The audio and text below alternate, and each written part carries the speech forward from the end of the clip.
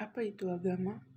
Menurut saya sendiri, agama adalah sebuah wadah yang mengatur kepercayaan kita dengan kaidah-kaidah tertentu yang bertujuan agar umat manusia patuh pada agama sehingga bisa memperoleh keselamatan sesudah kematian dalam kerajaan surga. Berbicara tentang agama sendiri, di sini saya ingin membuat narasi singkat mengenai masuknya agama Kristen di Nusa Tenggara Timur, khususnya di Tanah Timur yang disebut dengan Pahameto dalam istilah bahasa Dawan. Dilatar belakangi oleh masuknya penjajahan Belanda yang penuh dengan derita dan juga air mata, di situ juga agama Kristen masuk dan berkembang di Tanah Timur. Yang tentu kita tahu bahwa segala sesuatu tak ada yang mudah, termasuk dengan masuknya agama Kristen di Tanah Timur. Pasti juga ada hambatan untuk menyebar Injil kebenaran di Tanah Timur.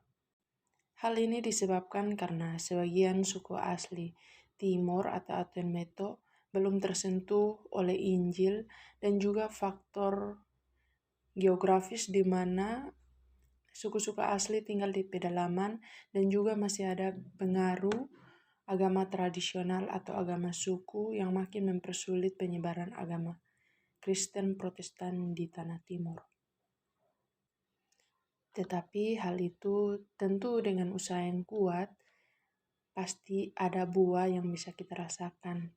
Ada seorang Belanda yang bernama Le Bruging yang tak pernah patah semangat untuk terus meminta pelayan pembantu agar dapat membantu menyebarkan Injil di Tanah Timur dan juga daerah-daerah sekitar Nusa Tenggara Timur. Hingga pada akhir perjuangannya di tahun 1829, Le Bruging diganti oleh salah satu orang yang ikut menjadi pelayan pembantu bernama Terlinden untuk membantu menyebarkan agama Injil di Nusa Tenggara Timur, khususnya di Pulau Timur.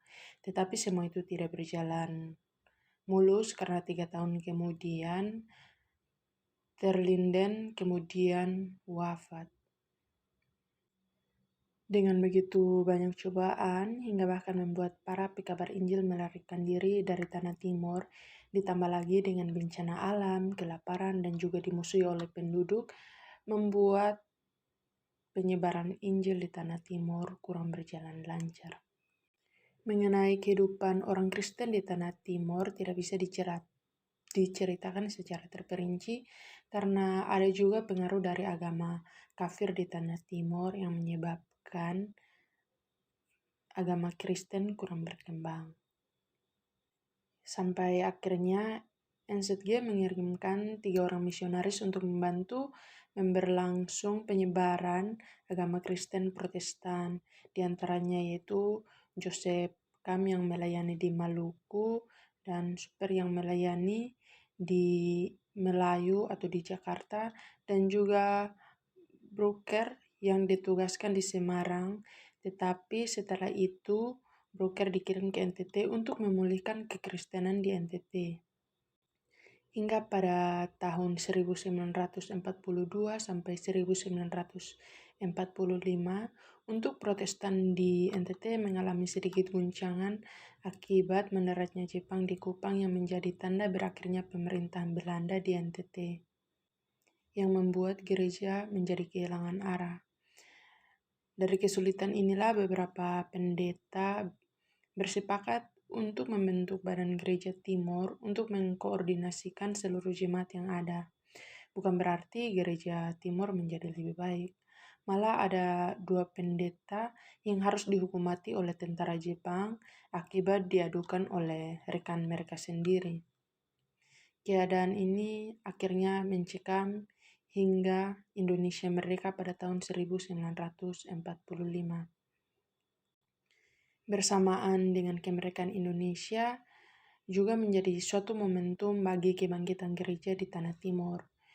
Dengan cepat, BGT merumuskan untuk berdirinya sebuah gereja yang bergantung dengan GPI, sama seperti Minahasa dan Maluku, yang membuat gereja lokal yang mandiri Wilayah mereka sudah memiliki banyak jemaat Protestan. Setelah ditentukan dari semua pertimbangan yang ada, hingga pada akhirnya tanggal 31 Oktober 1947 berdirilah Gereja Masehi Injili di Timor atau yang kita kenal dengan kata Gemit.